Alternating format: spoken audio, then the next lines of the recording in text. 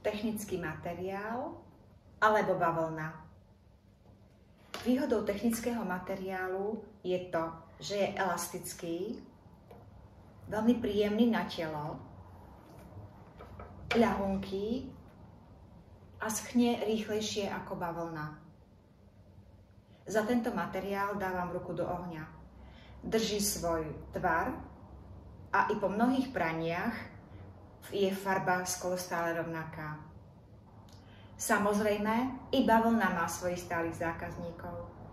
Vyhľadávajú malé tanečnice alebo i staršie tanečnice, ktoré majú zdravotné problémy, alergie alebo ekzémy.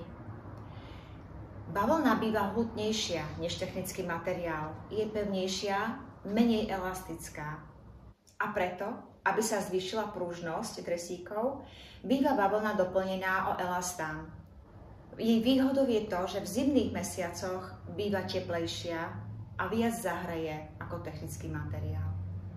Či už technický materiál alebo bavlnu, perte prosím s jemným prostriedkom pri nízkych teplotách, nepoužívajte chlór a nechávajte voľne schnúť.